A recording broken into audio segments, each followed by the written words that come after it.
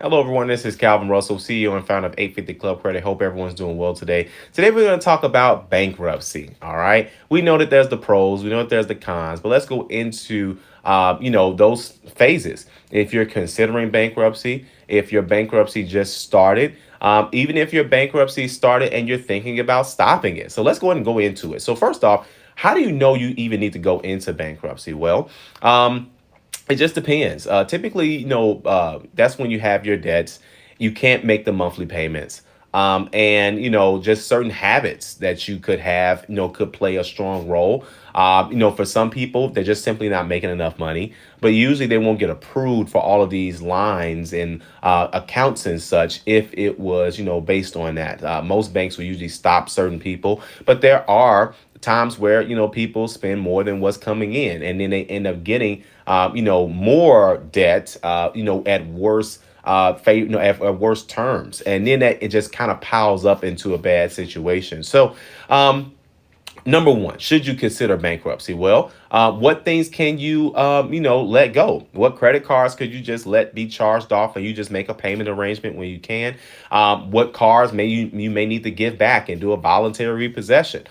There are some of these things where the banks will work together with you, individually, instead of having to wipe away all of your debts. And then if your income is, at a point where the banks feel that you can actually make monthly payments, then they're going to put you in that Chapter 13. That's what a Chapter 13 is, a glorified payment plan, simply because they know the attorneys and such feel, and the creditors feel that you make the money. You're just not trying to pay them. And because of that, you should be on a payment plan.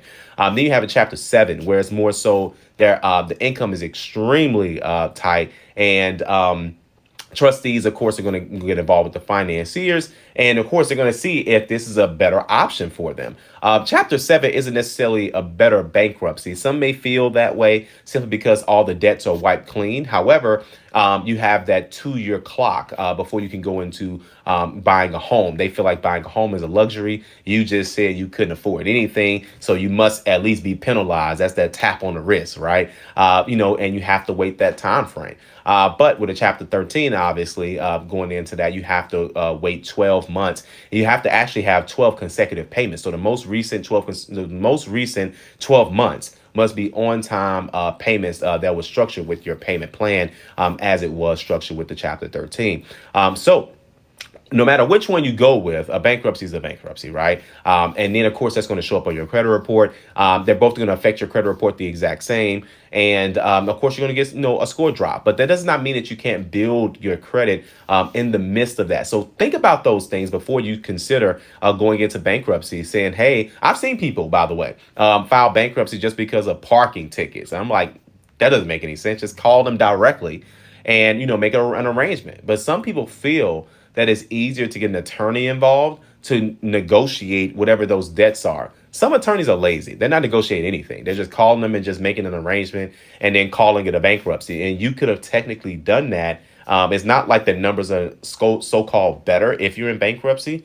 Sometimes, you can just make that same arrangement. You'd be surprised. I've seen people have, charged off accounts of $6,000 to $8,000 and settle those accounts with $2,000 to $4,000. So again, it's most definitely something that you should at least try to do on your own and get, that short score drop just from that one or two or a couple of accounts, instead of bankruptcy, which is going to obviously, mess up all of your accounts. So again, you could bounce back from anything, but it's just easier to try to see, what you can do on your behalf on your own. Okay. Number two, that second scenario is where you've already started the bankruptcy, right? And you have to decide whether it's best to, to move forward. Obviously, if it's a Chapter 7, you have a very short window to determine if you're going to stop that, because as most Chapter 7s usually discharge in around about 4 months or less. And that Chapter 7, since everything's wiped clean, most everything is usually hard to kind of undo in a very short period of time. So, of course, those are a little bit more difficult to kind of get out of. And again, that's up to you if you want to stop it. A dismissed bankruptcy is just like the bankruptcy didn't happen. However, if you started a Chapter 7, that means that that you're more than likely struggling financially. And of course, there's always other options: bringing in additional income, getting another job, changing your job completely, whatever you need to do. But saying that to say, if that's the route that you want to end up going, obviously trying to stop that doesn't necessarily mean that you still have to make some type of arrangement with those creditors, because if you stop that bankruptcy, they're like, hey, well, we still got to get paid, so you still have to work something out, with them. And if you want to do that, that's up to you.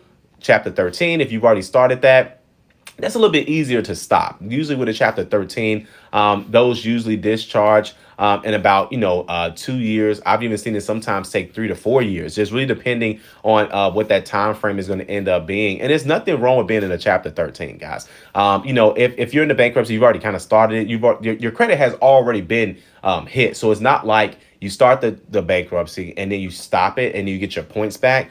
It doesn't work like that, because just the status changes alone are going to affect your monthly payments. But what you don't want to do is if you just want to kind of stay away from these debt management type things. Some of these debt management things are just scams.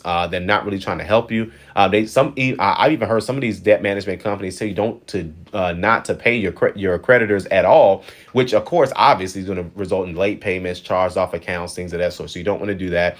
And then some debt management companies disguise themselves as debt management without bankruptcy, and then they end up just using the debt management as the bait, reel you in and say, hey, I think you should consider bankruptcy. And now here you are doing bankruptcy. So again, just see what you can try to do on your own. But if it's not the end of the world, but I have seen people successfully stop their bankruptcies. But again, stopping it does not fix the situation with the creditors. That stops the arrangement. So you still have to make some type of arrangement that you can afford with them. Ignoring the problem is going to end up taking you to court. And when you're doing bankruptcy, a lot of times you're able to avoid that, just because, again, the attorney can speak directly on your behalf.